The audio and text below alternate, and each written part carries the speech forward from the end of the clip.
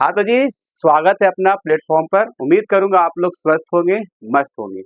तो आप सबको आज लास्ट है गोदली क्लास 10th का हिंदी काव्य खंड, जो कि मैंने आप लोग को चैप्टर बाय चैप्टर और गद्य खंड एक तरफ काव्य खंड, गद्य खंड आप लोग खत्म बहुत पहले कर चुका हूँ, जिसका आप लोग का नोट्स चैप्टर बाय चैप्टर पढ़ाया हूँ।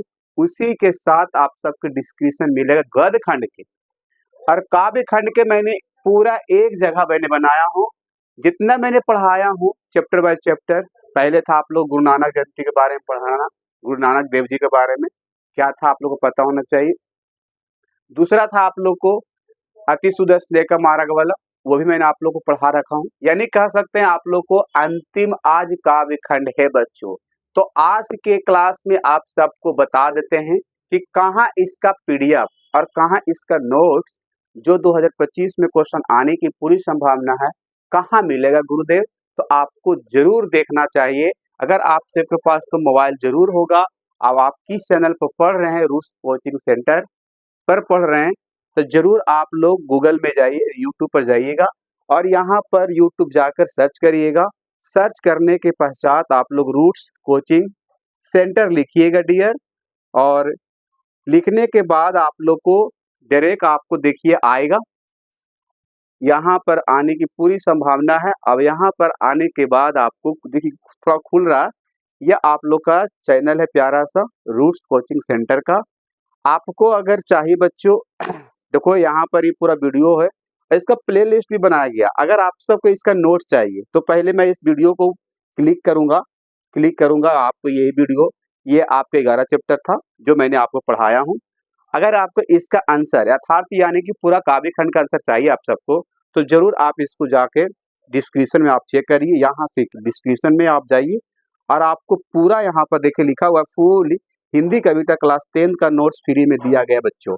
तो जरूर इस लिंक पर क्या करिए, क्लिक करिए। यहाँ से क्लिक करने के बाद आपको डायरेक्ट यहाँ से खुल जाएगा और खुलने के बाद आपको यहाँ से चेक कर लीजिएगा और चेक करने के बाद आपको समझिए तो यहाँ से आपको मिल जाएगा। आप अपना जरूर जाकर देख लीजिएगा और गूगल ड्राइव में जरूर आप सब चेक कर लीजिएगा। पूरा चैप्टर बाय चैप्टर का मिल गया है आप सबका क्या क्वेश्चन आंसर। तो देर की इस बात की, आप जरूर जाके चेक कर लिए। आज हम लोग पढ़ेंगे बच्चों, नाम है बर्मा चैप्टर जो काव्य खंड का आज समापन है, एंडिंग है। तो जरूर हम सब इसका बढ़िया से क्लास को खत्म करेंगे। एक बार जरूर कमेंट करके बताइएगा कि आप सबको कैसा फील हो रहा है आज की क्लास में, कि सर आपने बहुत ही पहले एग्जाम होने के 2 मंथ पहले आपने काव्य खंड और गद्य खंड अर्थात पूरा हिंदी को खत्म कर दिया हूँ। तो जरूर आप लोग को अलग ही फीलिंग हो रही होगी बच्चों। तो चलिए आप लोग को पढ़ाते हैं मेरे बिना तुम प्रभु। इनका जो कवि है रेरन मारिया रिल्के है। कवि इस कविता के माध्यम से यही कहना चाहते हैं कि मेरे बिना आप भी अधूरे हैं। अगर हम नहीं है यानी भक्त नहीं है तो यहाँ पर प्रभु को रहना, भगवान का रहना भी बेकार है। जिस प्रकार आप सब, अगर यहाँ पर मैं पढ़ा रहा हूँ आप सबको, तो स्टूडेंट है तभी टीचर है ना। अगर स्टूडेंट ही नहीं रहेगा तो किसको पढ़ाएंगे टीचर, किसी को नहीं पढ़ाएगा। उसी प्रकार भक्त है तभी भगवान है, भक्त है तभी भगवान है। यहाँ पर कवि क्या संदेश देना चाहते हैं, तो यहाँ पर कवि यही संबंध बताते हैं कि भक्त और भगवान के बीच क्या संबंध है। जरूर आप सब ध्यान से सुनिएगा, ठीक है। तो आप सबके यहाँ पर मेरे बिना तुम प्रभु का पहले कवि कौन थे, कौन है, रेरन मारिया रिल्के जी, ठीक है। कवि परिचय के बारे में जानकारी बढ़िया से कर लेंगे। उसके पश्चात आप सबको हम कविता एक एक पंक्ति एक एक लाइन पढ़ के आप लोग को समझाऊंगा, ठीक है। रेरन मारिया रिल्के का जन्म की बात की जाए बच्चों, 4 दिसंबर 1875 ईस्वी में इनका जन्म हुआ था। और कहाँ हुआ था, प्राग ऑस्ट्रेलिया। ऑस्ट्रेलिया अब कहाँ पड़ता है, जर्मनी। लेकिन आप प्राग कहाँ है बच्चों, प्राग जो जगह है, स्थान है, वो अब जर्मनी में है। पहले ऑस्ट्रेलिया में था लेकिन अब कहाँ है, जर्मनी में बच्चों, ठीक है, याद रखना। इनका पिताजी का नाम की बात किया जाए तो जोसेफ रिल्के, माता का नाम सोफिया। माता का नाम क्या था बच्चों, सोफिया था। और पिता का नाम था जोसेफ रिल्के। याद रखना, इन्होंने इन्होंने इन्होंने प्राग और म्यूनिक विश्वविद्यालय में शिक्षा पाई थी। याद रखना, किस विद्यालय में शिक्षा पाई थी? विश्वविद्यालय में। तब प्राग और म्यूनिक विश्वविद्यालय से शिक्षा पाए थे रेनन मारिया रिल्के जी। कहते हैं कि कला और साहित्य में प्रारंभ से ही इनकी गहरी रुचि थी, अभिरुचि थी। संगीत को सीखना, संगीत को, कविता को लिखना, मतलब कह सकते हैं लिटरेचर और आर्टिकल, ये दोनों में इतना इनका रुचि था, इतना इनका कि कह नहीं सकते, स्टार्टिंग से था इनका कि हम कला और संस्कृत के बहुत ही गहरी रुचि रखता हूँ। किन कौन रखते थे? हमारे रेनन मारिया रिल्के जी। कहते हैं कविता के अतिरिक्त इन्होंने गद्य भी पर्याप्त लिखे हैं, जितना लिखना चाहिए उतना लिखे हैं। तो यही एक ऐसा कवि है कि गद्य के साथ साथ, कविता के साथ साथ गद्य भी लिखे हैं हम, रेनन मारिया रिल्के जी।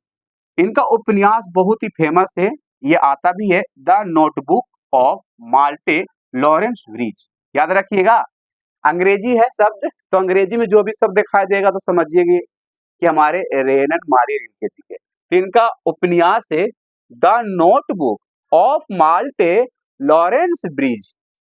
याद रहेगा ना? बिल्कुल सर। इनका प्रसिद्ध कहानी, फेमस स्टोरी है कि tales of Almighty. Tales of Almighty किनकी प्रसिद्ध कहानी है? रेनन मारिया रिल्के जी का। ठीक है। कविता इनका है बच्चों life and song. Life and song किनकी कविता है? रेनन जी का है। लॉरेंस और सेक्रीफाइस दूसरा, तीसरा है एडवेंट। तीन कविता इनका बच्चों, पहला है लाइफ एंड सॉन्ग्स, दूसरा है लॉरेंस, सेक्रीफाइस, और तीसरा है बच्चों एडवेंट। याद रहेगा? याद रहेगा। चलिए, इनके निधन की बात किया जाए, इनकी मृत्यु की बात किया जाए तो 29 दिसंबर 1926 ईस्वी में 1926 में इस दुनिया को अलविदा कह दिए थे, है ना? तो 1926 में ये इनका निधन हो गए थे, मारिया जी का, रिल्के जी का। ठीक है। चलो, रिल्के जी का रचनात्मक अवदान बहुत ही बड़ा है, इनका रचनात्मक बहुत ही बड़ा है ना? कहते हैं आगे इनका और भी बातें हैं। इन्होंने आधुनिक यूरोप की साहित्य को गहरे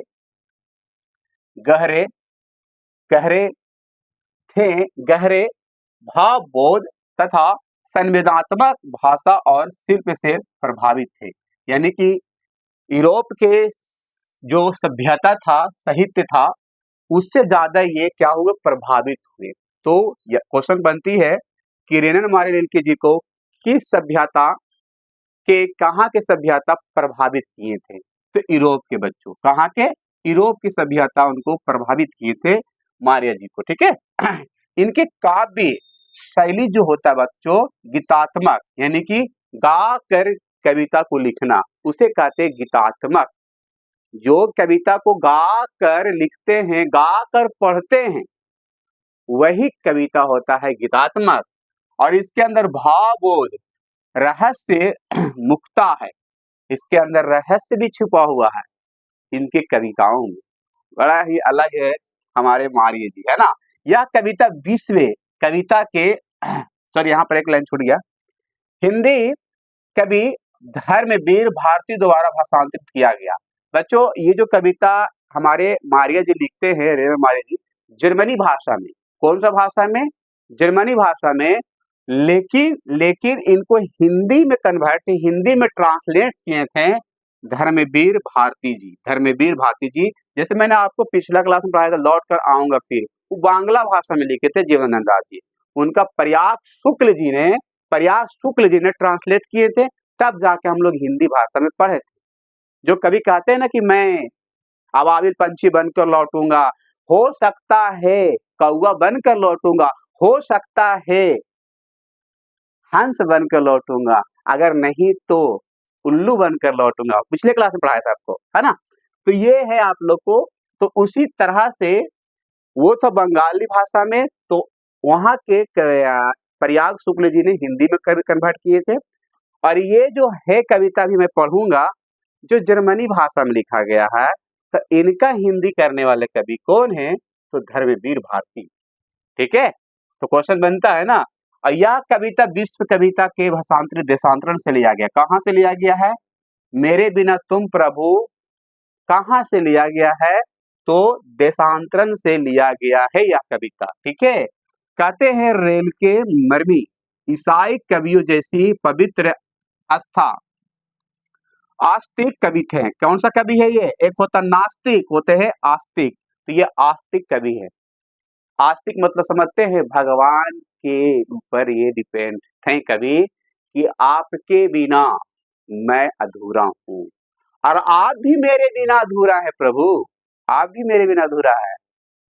बड़ा ही एक भाव जो रखते हैं कविता के, कविता में कह सकते हैं कवि अपना आप को डर भी जाते हैं कि शायद अगर हम नहीं होंगे तो पूजा पाठ कौन करेगा, है ना। बात यहाँ पर कवि बहुत ही अलग अपना भाव रखते हैं। सुनिएगा ध्यान से, कविता मैं पढ़ाऊंगा। कहते प्रस्तुत कविता इस तथ्य की एक दुर्लभ साखी पेश करती है, बिना भक्त भगवान भी एकांकी निरूपा है। तो बिना भक्त का भगवान क्या है? एकांकिक है, अनिरूपाय है। समझ रहे ना। तो यहाँ पर भक्त है तभी भगवान है, आप सब है तभी मैं हूँ, अर्थात शिष्य है तभी गुरु है। अगर शिष्य नहीं है तो गुरु को कोई महत्व नहीं है, यहाँ पर गुरु का कोई अस्तित्व नहीं है। समझ रहे बात? भक्त का उसी तरह से कोई अस्तित्व नहीं है। समझ रहे बात को? तो कवि यहाँ पर यही कहना चाहते हैं कि हम है गुरु, हम है प्रभु, तभी आप है। अगर हम नहीं रहेंगे तो आपका क्या होगा? आपका क्या होगा?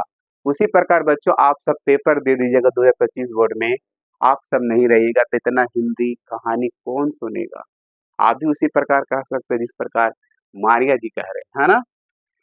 व्यक्ति और विराट सत्य एक दूसरे का निर्भर है, याद रखना। व्यक्ति मतलब भक्त है और विराट सत्य मतलब भगवान एक दूसरे पर क्या है? निर्भर है।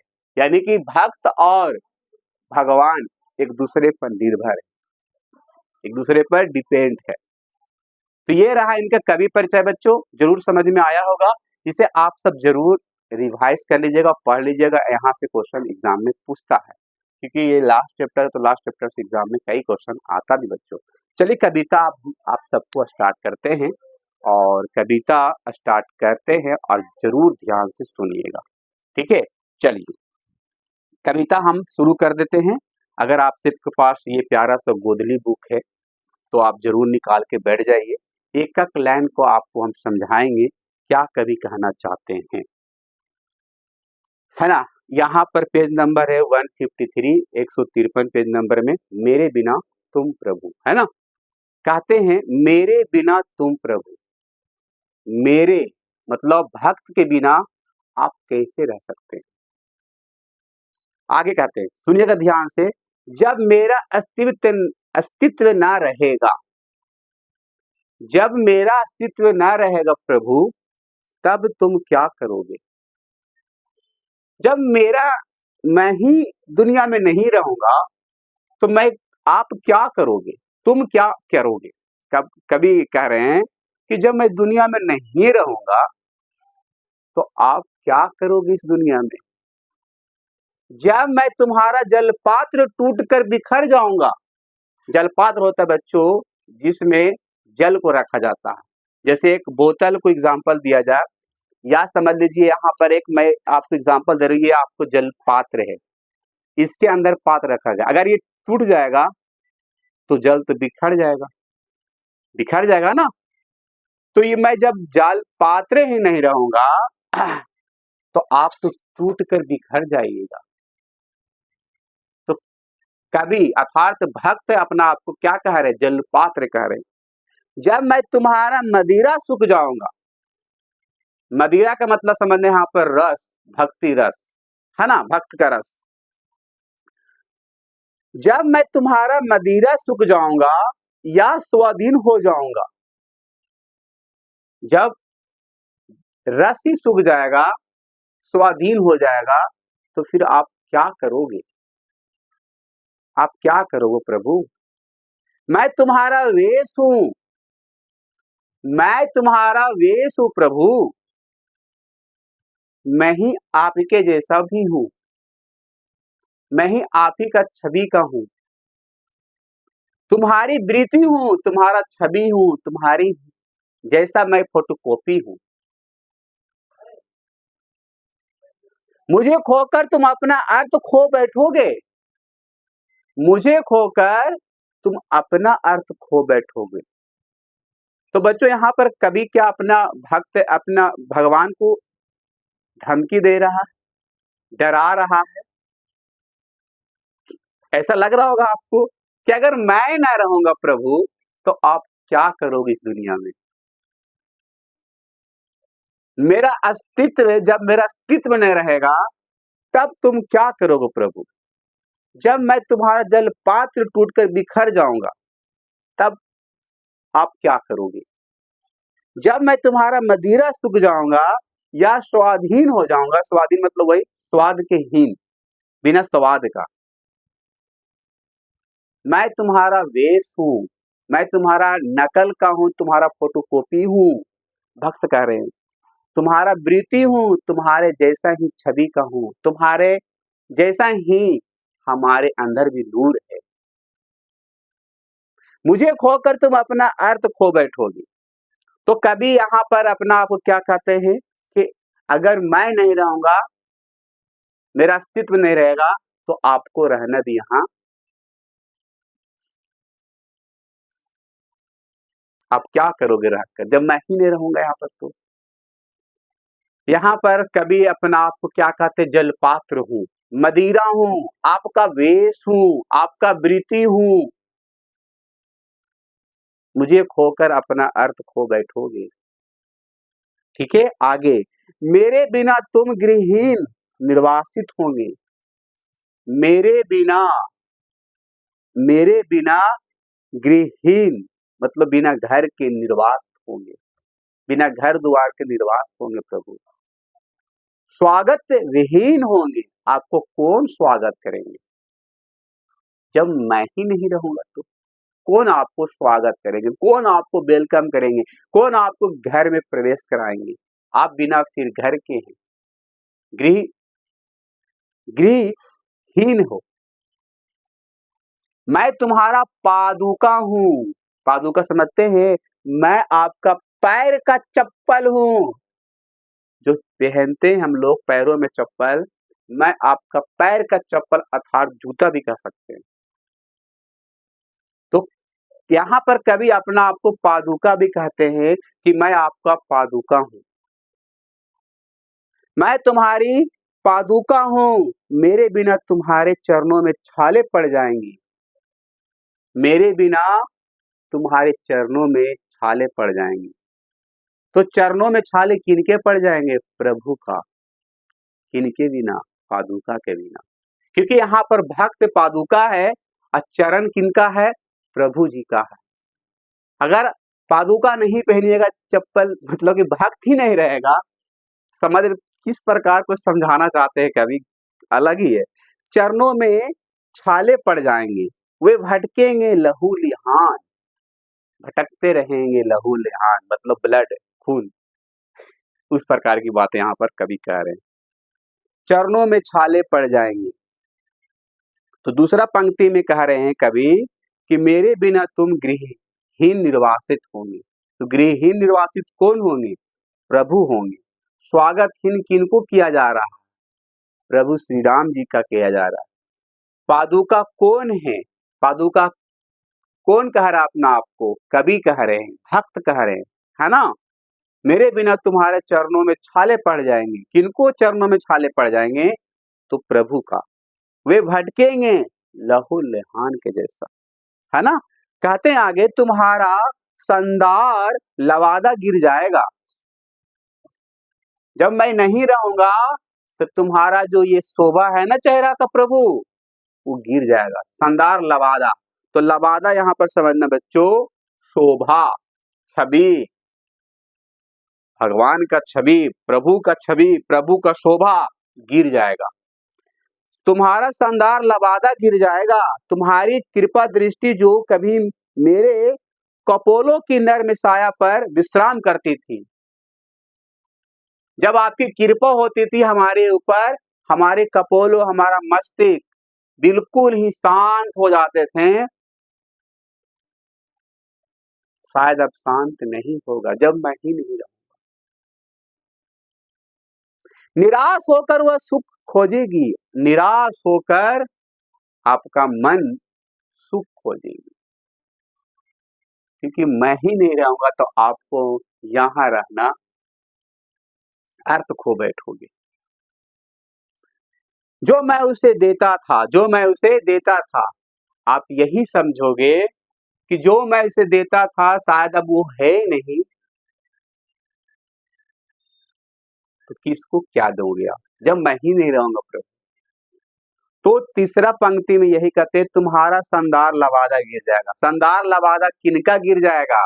प्रभु का गिर जाएगा। लबादा का मतलब यहाँ पर रखना बच्चों, शोभा, भगवान का चेहरा, भगवान का मूरत आपका गिर जाएगा। तुम्हारी कृपा दृष्टि जो कभी मेरे कपोलों नर्म साया पर विश्राम करती थी, निराश होकर वह सुख खोजेगी जो मैं उसे देता था, जो मैं उसे देता था। तो यहाँ पर यही कहना चाहते हैं कवि, कवि अर्थात भक्त के रूप में ही कवि प्रेजेंटेड है यहाँ पर। कवि यही कहना चाहते हैं कि जब मैं न रहूंगा तुम्हारा शानदार, तुम्हारा शोभा, तुम्हारा चेहरा गिर जाएगा, लबादा शोभा गिर जाएगा। आपका कृपा दृष्टि भी कपोलों के नर्प साया पर विश्राम करती थी, अब वो भी खत्म हो जाएगा। जब मैं निराश होता था तो आप आपको खोजता था, वो मैं, अब मुझे आप खोजेगे तो मैं तो मिलूंगा नहीं, मेरा ही यहाँ पर रहना है, मतलब मैं ही नहीं रहूंगा तो आप क्या करोगे प्रभु? यहाँ पर क्या करोगे? क्या कवि है, मतलब भक्त भगवान को ही यहाँ पर डरा रहा है, क्या फिर क्या करोगे?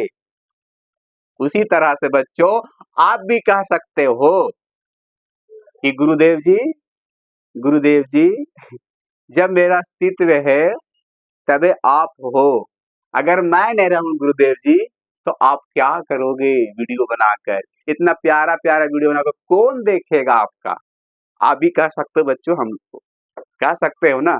उसी तरह से भक्त कह रहा भगवान को, प्रभु को, एक भक्त कह रहा। आगे बोलता है, दूर की चट्टानों के ठंडी गोद में सूर्यास्त के रंगों में घुलने का सुख।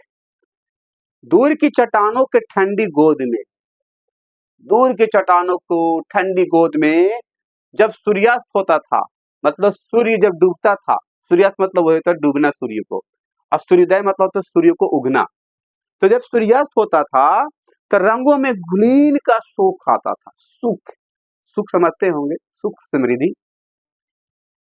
प्रभु प्रभु मुझे आशंका होती है, मुझे अब भय लगता है, मुझे अब डर लगता है, आशंका होती है, डाउट हो रही है कि मेरे बिना तुम क्या करोगे? आप मेरे बिना तुम क्या करोगे? मुझे संदेह हो रहा प्रभु, मुझे डाउट हो रहा है कि आप मेरे बिना क्या करोगे? तो बच्चों यहाँ से ऑब्जेक्टिव बन सकता है। यहाँ पर पहला पंक्ति में कहते हैं कभी, जब मेरा अस्तित्व न रहेगा प्रभु तब तुम क्या करोगे? जब मैं तुम्हारा जलपात्र टूटकर बिखर जाऊंगा, जब मैं तुम्हारा मदिरा सूख जाऊंगा, स्वाधीन हो जाऊंगा, तो फिर क्या करोगे?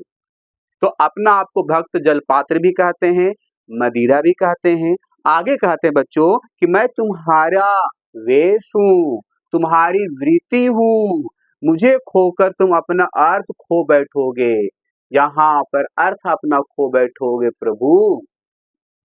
अगला कहते हैं, तो पहला पंक्ति यही कहना चाहते हैं, अपना आपको कवि अर्थात भक्त कहते हैं, जलपात्र हूँ, मदिरा हूँ, और आपका वेश हूँ, आपका फोटोकॉपी हूँ, आपका नूर है हमारे में, है ना, आपका ही वृत्ति का हूँ, आपका ही छवि का हूँ। जब आप नहीं रहोगे तो शायद आप अर्थहीन हो जाओगे, आप अपना अर्थ खो बैठोगे। अगला में कहता है मेरे बिना तुम गृहहीन निर्वास होगे। अगर मैं ही न रहूंगा तो आप बिना घर के रहेंगे, निर्वास होंगे, स्वागत विहीन होंगे, आपको कौन वेलकम करेंगे। मैं तुम्हारी पादुका हूँ, मैं आपका पैर का चप्पल हूँ। जब आप लोग देखे होंगे रामायण, श्री राम भगवान के जो पादुका रहता उनका चप्पल कौन ले जाता पता है? आप लोग कमेंट में जरूर डालिएगा, कौन श्री राम जी का पादुका उठा कर ले जाता है, पता है कौन था वो? उनका नाम जरूर कमेंट में डालिएगा सब। मेरे बिना तुम्हारे चरणों में छाले पड़ जाएंगे, पादुका के बिना आपको पैरों में छाले पड़ जाएंगे, वे भटकेंगे लहू लिहान। छाले पड़ेगा तो फिर वहां से लहू मतलब खून होता है, खून भी आना शुरू हो जाएगा। तुम्हारा शानदार लवादा गिर जाएगा, ये जो सुंदर सा आपका चेहरा है मनमोहक है वो गिर जाएगा प्रभु। तुम्हारी कृपा दृष्टि जो कभी मेरे कपोलों नर्म साया पर विश्राम करती थी, निराश होकर वह सुख खोजेगी, वही सुख खोजेगी। जब मैं था तब आपका सुख नहीं खोजने की जरूरत था, अगर मैं ही नहीं रहूंगा तो आप सुख खोजोगे प्रभु, सुख खोजोगे कि कहाँ मेरा भक्त गया, कहाँ मेरा भक्त है जो मुझे पूछता था, मुझे याद करता था। मेरा वो प्रीति था, मेरा छवि था, मेरा मेरा मेरा जलपात्र था, मेरा मदिरा था, वो कहाँ गया? आप ढूंढोगे प्रभु। क्या कह रहे हैं कवि, है ना? जो मैं उसे देता था, आप याद करोगे प्रभु कि जब मैं उसे देता था वो चीज, वो अब कहाँ है हमारे भक्त। दूर के चट्टानों के ठंडी गोद में सूर्यास्त के रंगों में घुलने का सुख है प्रभु। मुझे आशंका होती है, मुझे भय हो रही है, मुझे डर लग रही है कि आप मेरे बिना क्या करोगे जब मैं नहीं रहूंगा। तो यहाँ पर भक्त यही कहना चाहते हैं, अर्थात कवि यही कहना चाहते हैं बच्चों कि यहाँ पर कहते हैं, यहाँ पर भक्त के बिना भी श्री राम या कोई भी भगवान, कहते हैं ना राम जी चले, है ना, राम जी चले बिन हनुमान की। ये गाना सुने होंगे शायद, हमको याद नहीं आ रहा। तो ये गाना बहुत ही एक जबरदस्त है। तो यानी कह सकते बच्चों कि भक्त के बिना ईश्वर का यहाँ पर भी कोई अस्तित्व नहीं है। भक्त है तो ही प्रभु है ना? तो भक्त यही कहना चाहते हैं कि जब मैं नहीं रहूंगा तो आप भी अपना अर्थ खो बैठोगे। कभी यही संदेश दे रहे हैं। जब आप लोग नहीं रहेंगे बच्चों तो ये प्यारा प्यारा कविता, प्यारा प्यारा हिंदी की कहानी कौन सुनेगा? और आप सब 2025 बोर्ड में परीक्षा दे दीजिएगा तो शायद आप हमसे दूर हो जाइएगा, है ना? तो वीडियो बनाकर मैं किसको पोस्ट करूंगा, किसको देखने कहूंगा? अभी आप सब प्यार दुलार जो दे रहे हैं वो कौन देगा? तो यहाँ पर कह सकते हैं हम आपके बिना भी अधूरा है। कहते हैं गुरु का कब जब महत्व है बच्चों, गुरु का जब महत्व है, टीचर का जब महत्व है जब स्टूडेंट पढ़ रहा है। हम किस लिए आते हैं? आप सबके लिए आते हैं, हमारे यहाँ पर इंतजार कर रहे हैं, है ना? तो आप भी कह सकते हैं गुरुदेव जी जब मैं नहीं रहूंगा तो प्यारा प्यारा वीडियो कविता सुनाकर किसको बुलाओगे, है ना? है ना? बात यही पर हो रहा ना चीजें। तो सभी एक दूसरे पर क्या है बच्चों, निर्भर है ना? जिस प्रकार यहाँ पर ध्यान से सुनिएगा, राम जी सबरी सुने होंगे, सबरी का नाम सबरी, उसी प्रकार हनुमान जी, राम जी उन्हीं पर, है ना? राम जो हनुमान भक्त का अलग ही था, सबरी जो हुई थी भक्त, जो जूठा बैर खिलाई थी राम जी को, पता ही होगा आप सबको, ये सब थोड़ा सा तो जानते ही है ना? तो कहीं ना कहीं एक दूसरे से जुड़ा हुआ। तो यहाँ पर कभी यही संदेश दे रहे हैं कि यहाँ पर भक्त के बिना भगवान भी का अर्थहीन है, खो बैठेंगे। भक्त है तो भगवान है, भगवान है तो भक्त है। है ना। तो आज की क्लास में आप लोग को यही समझाया गया बच्चों कि जरूर ध्यान से आप सब देख लीजिएगा क्लास को, और पूरा इसका नोट्स भी आप सबको इस वीडियो के डिस्क्रिप्शन में डाल दिया जाएगा। तो पूरा चैप्टर आज की क्लास में हो गया खत्म। जरूर बताइएगा आप सबको कैसा फीलिंग हो रही है, अपने आप में कितना खुशी हो रही है कि आप लोग को आज की क्लास में पूरा आप लोग का खत्म हो गया। तो आप सब जरूर बताइएगा कि क्या स्टार्ट करें, प्रीवियस क्वेश्चन कराया जाए आप सबको, या कि नया चैप्टर चालू किया जाए, और कौन सा विषय पढ़ाया जाए। मैं सब पढ़ाता हूँ, Hindi, Sanskrit, math, social science, science. मैं ऑलराउंडर टीचर हूँ आप सबको लिए, है ना। ऐसा कोई ऐसा विषय नहीं कि जो मैं आप सबको नहीं पढ़ा पाऊंगा। सारा ये जो आपको खड़ा है ना, ये क्लास 10th का सब्जेक्ट खड़ा है आपके सामने। पूरा क्लास 10th का ही सब्जेक्ट खड़ा हुआ है आपके सामने। तो मैं एक 10th का सब्जेक्ट हूँ, ऑल सब्जेक्ट हूँ, है ना। तो जो भी आपको पढ़ना है जरूर कमेंट में बताइएगा कि सर आप ये लेकर आइए अगली क्लास से। तो लव यू, बाय बाय, फिर मिलते हैं अगले वीडियो में, अगले क्लास में। जब तक अपना ख्याल रखिए, स्वस्थ रहिए, मन लगाकर पढ़ाई करते रहिए, और खूब हंसते रहिए, दूसरों को हंसाते रहिए। जो आपसे दुखी है उसको भी हंसाते रहिए, जो आपसे परेशान है उसे परेशान और करिए, जिससे उसे भी लगे क्यों मुझे ये परेशान कर रहा है। क्वेश्चन क्रिएट उसके मन में होना ही चाहिए कि परेशान कर तो रहा लेकिन क्यों कर रहा है। तो लव यू, बाय बाय, फिर मिलते हैं। जब तक अपना ख्याल रखिए, पढ़ाई करते रहिए। 2025 बोर्ड में जबरदस्त अंक लाने के लिए, अच्छा मार्क्स लाने के लिए, अच्छा डिवीजन लाने के लिए मेहनत कंटिन्यू करते रहिए। बस आपका समय आने वाला है। जो आपने 10 साल पूरा पढ़ा है, 10 साल की पढ़ाई बच्चों, ये समझिए 1 से लेकर जब आप 10 तक पढ़ते हैं, यही एक फाइनल बोर्ड होता है जिसे हम मैट्रिक के नाम जानते हैं। यही में हमें परीक्षा लिया जाता है, इम्तिहान होता है कि हमने 10 साल में क्या पढ़ा है नाम के लिए, काम के लिए। आपको परीक्षा बहुत ही करीब है। तो जरूर आप सब ईमानदारी पूर्वक मेहनत करिए, कंटिन्यू करिए, लगातार करिए। जो भी प्रश्न नहीं बनता आप कमेंट में जरूर डालिएगा।